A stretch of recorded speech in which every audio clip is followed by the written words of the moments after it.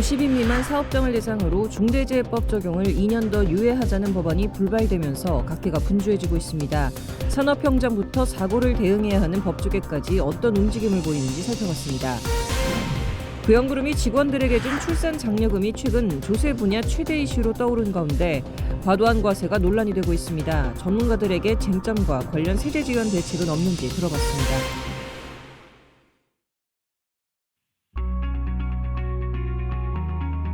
시청자 여러분 안녕하십니까? 로포커스 시작하겠습니다.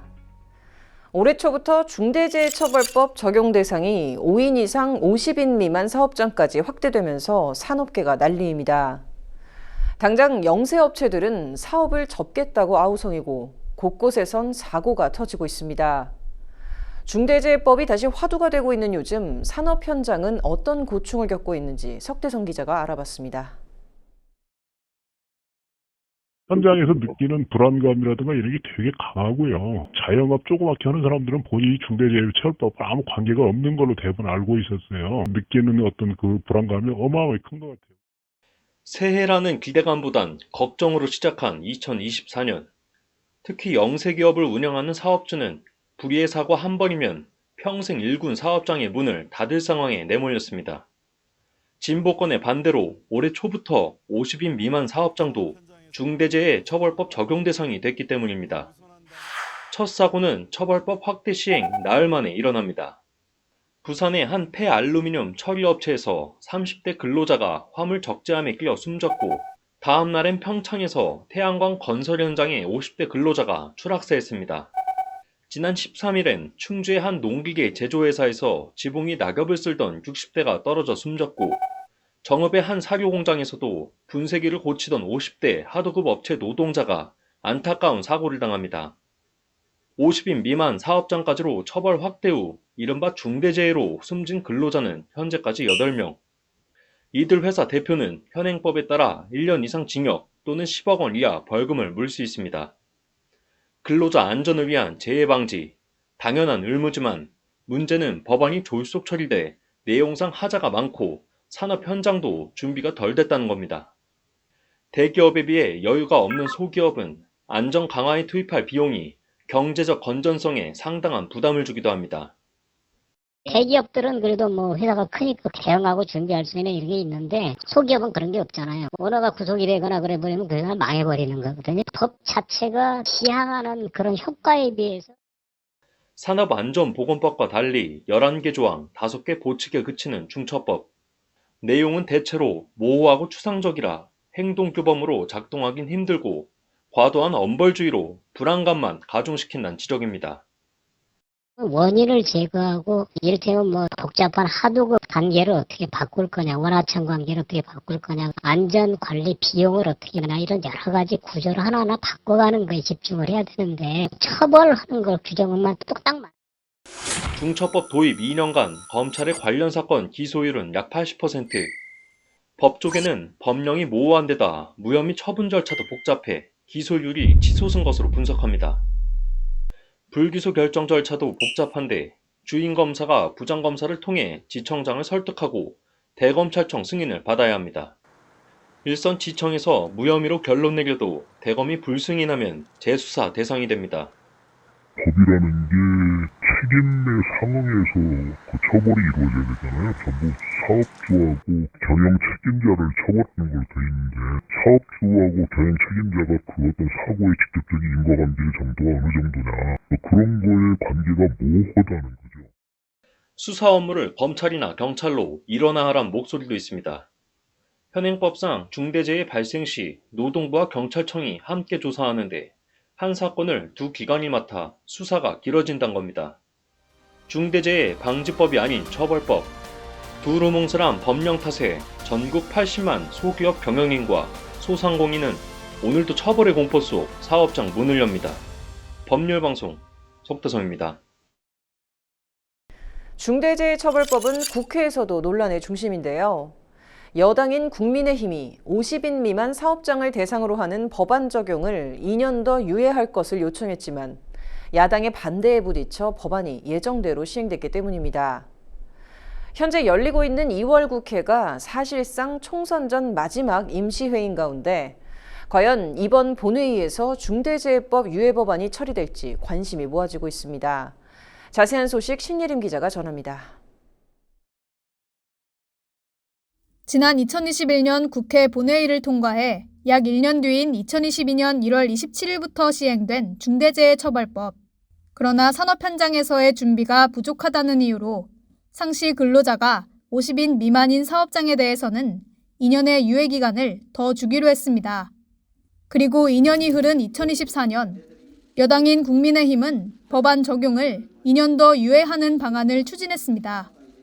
아직 중소 영세사업장의 준비가 부족하고 인력난과 자금난에 당장 시행하기에는 무리가 있다는 겁니다. 그러나 야당은 더 이상의 유예는 없다며 단호한 입장을 보였습니다. 이미 2년을 유예했음에도 그간 손을 놓고 있던 정부의 책임이 크다는 겁니다. 그러면서 아무런 조치 없는 추가 유예는 산업 현장 안전에 도움되지 않는다고 날을 세웠습니다. 여당은 계속해서 협상의 문을 두드렸습니다. 민주당이 그동안 요구해온 산업안전보건청 설치도 유예 조건으로 내걸었습니다. 이에 여야 대화의 물꼬가 잠시나마 트이는 듯했지만 야당이 이를 거부하며 유예안은 끝내 무산됐습니다. 더불어민주당은 산업 현장에서 노동자의 생명과 안전이 더 우선한다는 기본 가치에 충실하기로 했습니다. 정부 여당의 제안을 거부하기로 했습니다. 그래서 현재 시행되는 중대재해처벌법은 현재 그대로 시행되는 것으로 결론을 지었습니다. 여당은 이번 2월 임시국회에서라도 중대재해처벌법 시행 유예를 재협상해야 한다고 호소했습니다. 50인 미만 사업장 중대재해처벌법 시행 유예 재협상을 민주당에게 간곡히 요청드립니다. 만약 민주당이 끝내 재협상을 거부한다면 우리 국민의힘이 총선에 승리한 후 단독으로라도 중대재해처벌법을 반드시 개정하겠습니다. 그러나 이번 임시회에서도 중대재해법 유예안을 처리하기는 어려워 보입니다. 당장 눈앞에 쌍특검법과 선거구 획정, 이태원 특별법 등 굵직한 사안들이 핵심 쟁점으로 자리에 있기 때문입니다. 여기에 지난 1일 합의가 무산된 이후 여야 간 관련 논의는 한 번도 이뤄지지 않았습니다. 문제는 국회의 초점이 온통 적용유예 여부에만 집중돼 있다는 겁니다. 여당은 경영계, 야당은 노동계의 입장만 대변하느라 정작 법안의 당초 취지와는 멀어지는 게 아니냐는 우려입니다.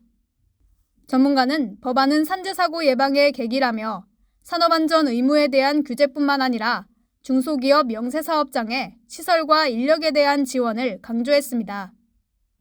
중대재해법의 취지를 잘 살리고 산재사고를 줄일 수 있는 새로운 계기를 만드는 그런 일에 중소기업도 적극적으로 참여할 수 있도록 하는 그런 방안이 더 중요한 것이지, 산재 위험이 클수록 더 많은 투자가 필요한 건 당연하고 그래야지 산재 예방 효과가 나타나는 거겠죠. 그런 점에서 봤을 때 기업에 대한 시설 인력 투자에 대한 지원이라든가 경영 책임자의 명확한 범위와 처벌 방식을 논의하는 등 추상적인 항목들에 구체성을 띄워야 한다고도 덧붙였습니다. 법안 자체가 경영 책임자 또는 산업안전관리 최고 책임자 이렇게 표현했고, 실형 또는 벌금 이렇게 돼 있고, 그에 대해서 너무 엄격하게 다 할 수는 없다고 하지만 과거의 판례에서 크게 개선되지 않는 수준으로 다뤄질 우려도 있다라고 생각합니다. 사법적 조치가 제대로 이루어지게 하기 위해서는 법안에서 과도하게 또는으로 일관하고 있는 것을 좀 가다듬을 필요는 있다고 봅니다. 중대재해처벌법 유예안은 오는 29일 본회의에 상정되지 않을 경우 22대 국회의 몫으로 넘어갑니다. 산업재해 예방이라는 법안의 취지에는 모두 공감하는 만큼 기업과 소상공인 노동자들이 상생할 수 있는 타협점을 찾아야 할 것으로 보입니다. 법률방송 신예림입니다. 중대재해처벌법 50인 미만 사업장 확대 적용으로 인해 또 가장 바빠진 곳 중 하나는 바로 로펌 업계일 듯합니다. 중대재해처벌법 확대 시행에 따른 각 로펌들의 대응 활동들을 둘러봤습니다. 50인 미만 사업장의 중대재해처벌법 적용을 2년 유예하자는 여당의 제안이 불발되면서 지난달 말부터 중소기업들도 중대재해법 적용 대상이 됐습니다. 이에 관련 가이드라인을 제시해주기 위한 로펌들의 움직임이 바빠졌습니다. 먼저 일부 로펌은 발빠르게 세미나를 열고 기업 관계자들을 대상으로 대응 방안을 안내했습니다. 율초는 지난 7일 50인 미만 사업장 중대재해법 확대 적용, 실무상 이슈와 대응 방안을 주제로 웨비나를 열었습니다. 소속 변호사들이 기조 강연을 통해 50인 미만 사업장의 중대재해 예방을 위한 실천사항, 사고 발생 후 대응 시 유의사항, 중소 건설 현장의 중대재해 대응 관련 이슈 사항 등을 설명했습니다. 발제를 맡은 정대원 변호사는 50인 미만 사업장의 경우 대표자가 중대재해처벌법상 경영 책임자이자 산업안전보건법상 안전보건관리 책임자라는 점을 꼭 인지해야 한다고 강조했습니다. 그러면서 작업단위별 관리감독자 지정, 중대재해처벌법이 요구하는 기초 형식 구축, 재해 발생 사례 정리 및 재발 방지 대책 마련, 비상 상황 대비 매뉴얼 마련 등 우선적 조치 사항을 선제적으로 준비해야 한다고도 당부했습니다. 태평양도 자체 점검을 할 수 있는 중대재해처벌법 점검 체크리스트와 안전보건 관리체계 구축 모델 등을 각 사업장에 제공했습니다. 소규모 사업장에서도 안전보건 관리체계를 충실히 구축할 수 있도록 지원하겠다는 계획입니다. 그래서 저희 대응 방안은 대규모 사업장에서 적용되는 그런 체크리스트나 이런 규정들이 그런 작은 사업장에서 모두 이행하기가 상당히 버겁고 어려운 측면이 있어가지고 사업장 규모에 좀 맞는 법 자문과 관련 자료 제공 그리고 준수해야 될 내용들을 좀 정리해서 제공해드리는 그런 식의 지금 자문 업무를 많이 하고 있고요. 실제로 이제 그 50인 이하 사업장 같은 경우에는 뭐 안전 담당자가 정해져 있거나 그런 경우도 많지 않았었기 때문에. 바른도 지난 21일 중대재해처벌법 확대 시행에 따른 50인 미만 사업장 대응 방안을 주제로 웨비나를 개최했습니다. 이 자리에선 알기 쉽게 정리한 중대재해처벌법 대응 방법, 중대재해처벌법 확대 적용 관련 Q&A, 반드시 알아야 할 중대재해 수사 대응 방법 등이 공유됐습니다. 이와 함께 사후적인 대응에 힘쓰는 로펌들도 있습니다. 세종은 사고 즉시 현장에 보낼 중대재해 긴급 대응팀을 구성해 24시간 대응하고 있습니다. 대응팀은 관계기관의 수사 및 조사에 즉시 대응할 수 있도록 고용노동부, 검찰, 경찰 출신의 변호사로 꾸려졌습니다. 50인 미만 사업장에도 현장에 대응팀 소속 변호사를 투입해 사고 원인을 분석하고 압수수색 등에 대응한다는 구상입니다. 중대재해처벌법이 확대 시행되면서 중대재해 사고들 중에 이제 더 많은 사고들이 수사 대상이 될 것으로 예상이 되는데요. 현장 조사에서 확보된 초기 진술이나 증거가 추후 수사 방향을 결정하는 데 중요한 역할을 하게 됩니다. 그래서 저희 법무법인 세종에서는 사고 발생 사실을 전달받는 즉시 검찰, 경찰 출신의 변호사와 노동부 출신 전문위원이 현장에 나가서 사건 초기부터 신속하게 YK는 전국 지사망을 활용해 사고 발생 시 신속 대응한다는 방침입니다. 본사를 비롯한 전국 26개 지사 중 사고 발생 현장과 가장 가까운 지사의 현장 대응팀이 상시 가동될 예정입니다. 대응팀은 YK 소속 변호사와 노동부, 경찰 출신 전문위원 등 전문가로 구성됩니다. YK는 이번에 그 중대재해처벌법 전면 적용과 함께 중대재해센터 확장 개편을 하였습니다. 우선 기존에도 중대재해센터가 24시 대응팀을 통해서 운영되고 있었는데요. 이런 장점을 더 강화하기 위해서 실질적으로 검찰에서 오래 근무하셨던 한상진 대표님께서 청주지사로 오시면서 전체적으로 수도권 외에 전국 지사들과 관련된 유기적인 협업을 더 강화하게 되었습니다. 저 같은 경우에는 노동청 경찰 단계에서까지의 수사 조력에 좀 더 힘을 각 로펌들은 중대재해법 도입을 계기로 산업안전도 기업의 중요한 핵심 목표가 됐다고 밝히며 노사가 적극 협력해야 사고를 막을 수 있다는 점을 입을 모아 강조했습니다. 법률방송 신세아입니다.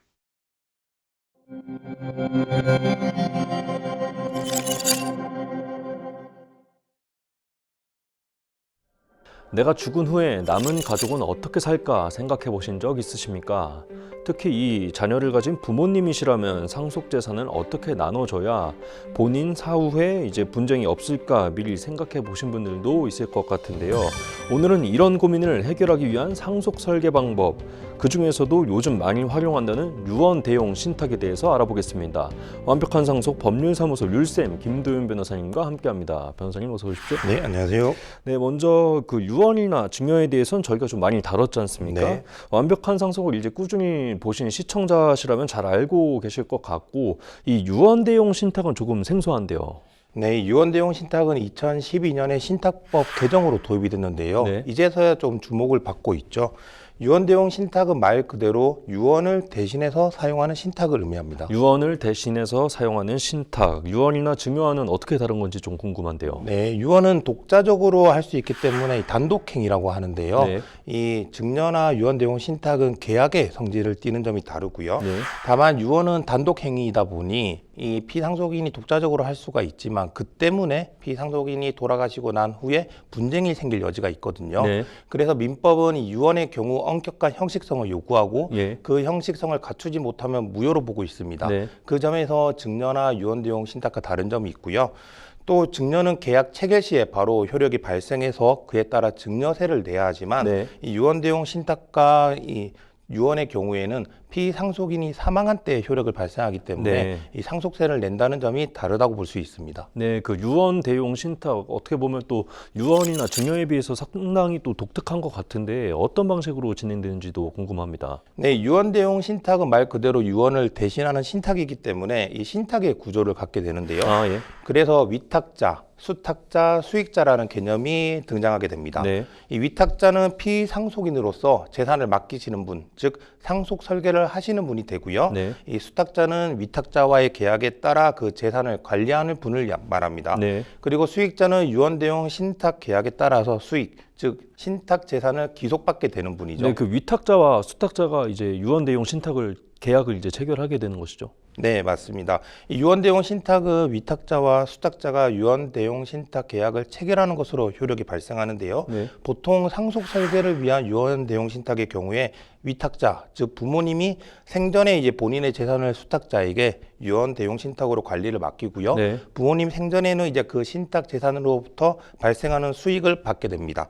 즉 예를 들어서 신탁 재산이 부동산인 경우에는 네. 부모님이 그 부동산을 신탁한 다음에 그 부동산에 거주할 권리라든지 혹은 그로부터 발생하는 월세 등의 수익을 받게 되고요. 네. 이런 것들을 부모님께서 이 돌아가기 전까지 생활비나 부양료 등으로 사용하게 되는 거죠. 네. 그리고 추후 부모님이 돌아가시게 되면 이 유언대용 신탁 계약에 따라서 지정된 수익자, 즉 부모님이 재산을 물려주고 싶어하는 자녀겠죠.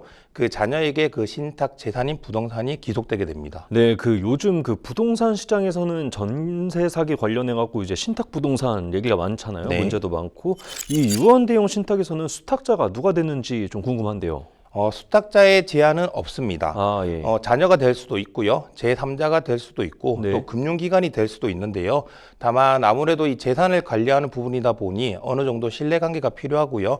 또 금융기관 같은 경우에는 안정적으로 맡길 수는 있지만 관리 수수료가 발생한다는 점은 주의하셔야 될 부분이죠. 예, 그 유언 대용 신탁이 또 이제 그 다양한 상속 설계를 위해서 활용이 되고 있다고 했는데 말씀해 주셨는데 그 몇 가지 사례 좀 소개해 주시면 좋겠습니다.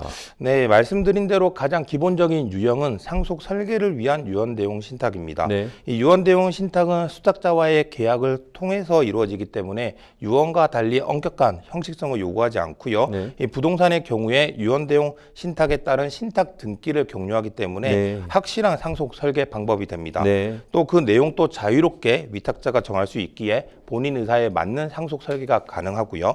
원한다면 생전 수익자를 위탁자인 본인 이렇게 지정을 하시고요. 네. 그 이후에 본인이 사망하면 장남, 그 다음에는 차남, 그 다음에는 원한다면 뭐 재단이나 어느 단체에 기부할 수 있는 이 수익자를 순차적으로 지정하는 수익자 연속 신탁도 가능합니다. 네, 그리고 변호사님 그 효도 계약형 유언 대용 신탁도 있다고 들었는데 이게 또 중간에 뭐 해지도 가능하다고요. 네, 맞습니다. 과거에는 효도 계약이라고 하면 부담부 증여 형태로 많이 체결을 하셨는데요. 네. 만약에 자녀가 이 부양 의무를 하지 않는 경우에 이를 해지하는 데 많은 어려움이 있었고 소송까지 가야만 했습니다. 예. 그런 점에서 유언 대용 신탁을 통해서 통해서 효도계약을 체결하며 보다 간명하고 확실하게 체결할 수가 있는데요. 네. 예를 들어 유언대용 신탁을 통해 재산을 자녀에게 이전해 주기로 하되 부모님 생전에는 부양 의무를 다 하기로 했다면 네. 만약 이러한 의무를 이행하지 않는 경우 위탁자인 부모님께서 언제든 자유롭게 해지를 할 수 있게 만드는 거죠. 네. 이것도 유언대용 신탁이 그 내용을 위탁자가 자유롭게 정할 수 있다는 장점에서 나오는 겁니다. 네, 변호사님. 그리고 이 외에도 뭐 이제 미성년자나 아니면은 뭐 지적 장애를 가지신 분들을 위한 제도도 있다고 들었는데요. 네, 말씀하신 대로 상속인으로 미성년자나 뭐 지적 장애인 또는 도박 중독자 등이 있어서 네. 그 상속인이 직접 상속 재산을 관리할 수 없는 경우에는 유언대용 신탁을 통해서 이를 대신 관리할 수탁자와 그 수탁자를 감독할 감독인을 지정을 하고요. 아, 예. 이 상속 재산을 관리하는 수탁자로부터 그 재산을 관리할 수 없는 뭐 미성년자나 이런 분들이 수익을 얻게 할 수도 있는 거죠. 네, 그 유언대용 신탁이 그 유류분과도 관련이 있다고 들었는데 이건 또 어떤 내용이죠? 네, 유류분을 방어하기 위한 목적의 유언대용 신탁도 가능한데요. 아, 예. 이 판례에 따르면 수탁자를 제3자로 지정을 하고요. 피상속인 사망 1년 전에 실제 계약을 체결하고 실제로 재산을 이전했다면 특별한 사정이 없는 한 유류분 반환 대상에 포함하지 않는다는 것이 있습니다. 아, 예. 다만 아직 이에 대한 명확한 대법원 판례는 없기 때문에 네. 추후 이 판례가 유지될지는 알 수 없지만 한 가지 확실한 건 현재로서 유류분을 방어할 가능성이 있는 것은 유언대용 신탁뿐이라는 것입니다. 예, 오늘 내용 이 상속을 고민하시는 분들께 굉장히 현실적이고 알찬 정보였던 것 같습니다. 그 기존에 알던 유언이나 증여보다 이 피상속인 의사를 더욱더 잘 반영할 수 있다는 것.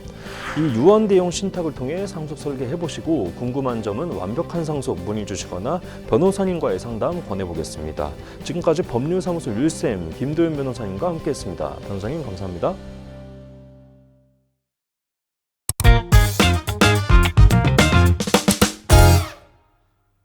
전문가가 말해주는 돈 되는 법. 얼마 전 부영그룹에서 출산한 직원들에게 무려 1억 원씩 출산 장려금을 지급한 것이 굉장히 화제가 되었는데요. 처음에는 회사에서 1억 원씩이나 직원들을 위해서 지급한 것이 주목을 받았는데 곧 이것 때문에 발생한 세금이 또 5천만 원이나 된다는 것이 또 주목을 받았습니다. 그렇다면 이러한 세금은 어떤 이유로 이렇게 과세가 된 것일까요? 오늘은 이 부영그룹의 출산 장려금 사례를 통해서 뭐 근로소득, 증여소득 등 모든 것을 좀 알아보도록 하겠습니다. 변호사님 어서 오세요. 네. 팀장님 어서 오세요. 네, 안녕하세요. 네, 이거는 정말 이 뉴스는 저도 굉장히 주의 깊게 봤던 뉴스인데 굉장히 좀 화제가 많이 됐습니다. 이 세금 관련된 내용이라서 좀 세무사님께 먼저 여쭤보도록 하겠는데요. 이번 부영그룹의 출산 장려금 사례를 좀 간단히만 먼저 정리해 주시죠. 네, 그 언론을 통해서 이미 들어보신 분도 있으실 텐데 처음 듣는 분들을 위해서 간단하게만 내용을 정리를 해드리겠습니다. 부영그룹에서 2021년 이후 출산한 직원들 총 70명에게 인당 1억 원씩을 지급을 하게 됐습니다. 기업 차원에서는 사회적 문제인 저출산을 해결한다는 측면에서 파격적으로 상당히 큰 금액을 지급을 하게 된 거거든요. 네. 근데 정작 더 큰 주목을 받는 건 바로 세금에서 있었습니다. 만약에 연봉 5천만 원을 받고 있었던 직원이 1억 원이라는 출산 장려금을 받게 된다라고 한다면 통상적으로 만약 38% 정도의 세율을 적용받게 되고 그런 경우에는 받는 1억 원에 대해서는 지방세를 포함하면은 4,100만 원 정도의 세금이 그대로 발생해야 된다는 것들이 추후에서 더 쟁점이 된 사례입니다. 그러니까 차라리 근로소득세라는 세금이 너무 많은 거니까 증여로 봐서 10%의 낮은 세율을 적용받을 수 있게끔 해달라야 되는 게 아니냐라는 것이 부영 측의 주장이었는데 현재 세법 기준으로 판단을 한다라고 한다면 증여가 아니라 근로소득세가 부과될 수밖에 없는 그것 때문에 주목이 됐습니다.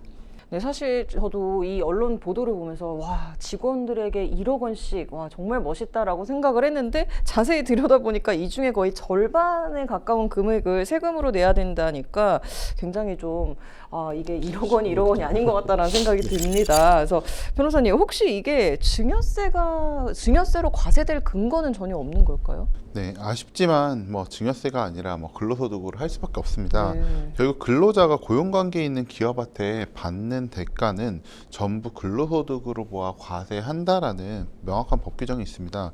부영그룹과 비슷하게 포스코 등 일부 기업에서도 직원들에게 출산장려금으로 최대 500만 원까지 지급한 사례가 있는데 이때도 모두 근로소득으로 보아 받는 분들이 세금을 부담하였습니다. 그래서 부영그룹만 예외적으로 다른 세법 규정을 적용할 수는 없습니다. 네, 결국에는 근로소득세가 이 저출산 사회적 문제를 해결하는 데 큰 걸림돌이 되는 것 같은데요. 세 교수님, 그래서 낮은 증여세로 세금을 부과하자라는 의견도 나옵니다. 이것도 회사 입장에서는 비용으로 인정받지 못한다. 뭐 이건 어떤 얘기죠? 네, 그 증여세라고 하는 것은 이제 회사가 지급하는 금액을 이제 비용으로 인정받을 수 없는 문제가 좀 있습니다. 증여세라고 하는 것은 이제 무상으로 아무런 대가 없이 지급을 하게 되는 건데요. 현재 세법 기준으로 따지면 회사가 이렇게 지급하는 대가를 비용으로 인정받기 위해서는 예를 들면 종교단체처럼 뭐 기부금 등록이 되어 있다거나 이렇게 되어야지만 하는 상황이거든요. 그렇기 때문에 회사가 근로소득의 대가로 1억 원씩 지급을 하게 된다라고 하면 회사는 비용으로 인정받을 수가 있게 되지만 증여의 형태로 1억 원씩 지급했다라고 한다면 그 금액만큼씩을 전부 이제 비용으로 인정받을 수 없는 약간 그런 모순에 찌게 될 것 같고, 결국 그 금액을 다시 근로소득으로 대가로 볼 수밖에 없는 게 현재 세법 기준의 좀 아쉬운 점입니다. 그래서 이 지난해 그 부영그룹 회장이 개인적으로 아마 고향 주민들한테도 1억 원씩 지급하셨을 때는 이거는 근로자들이 아니기 때문에 이제 증여세 개인 돈으로 의해서 주는 거고, 그 외에 회사 돈으로 이렇게 지급하는 경우에는 현재 기준으로서는 좀 회사에서 비용 처리가 못 되는 좀 아쉬운 부분이 좀 있습니다. 네, 이건 좀 아쉬운 부분이 맞는 것 같습니다. 이렇게 회사 입장과 받는 분에게 서로 좀 윈윈이 되는 방법이 좀 없는 것 같은데요. 이런 문제 때문에 사실 정부 부처들도 발빠르게 좀 후속 대책을 내놓고 있는데, 변호사님, 그 내용들은 어떤 게 있을까요? 네, 사회적으로 큰 이슈가 되다 보니까 각 기관에서 이제 다양한 대책을 내놓고 있습니다. 가장 먼저 기획재정부에서는 분할과세라는 방법을 내놨습니다. 즉 1억 원을 이제 받는 시점에 한 번에 과세하는 것이 아니라 5년 동안 좀 나눠 가지고 과세를 하는 방법입니다.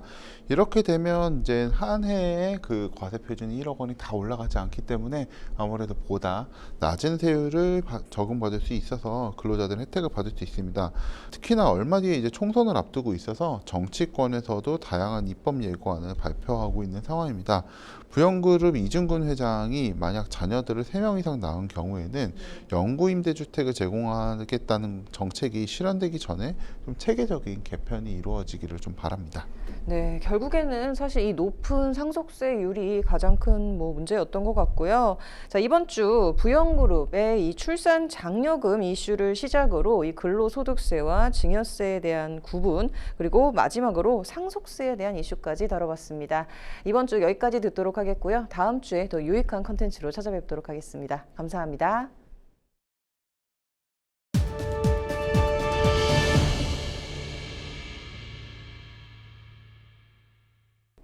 이번 주 로우 포커스 여기까지입니다. 시청해주셔서 고맙습니다.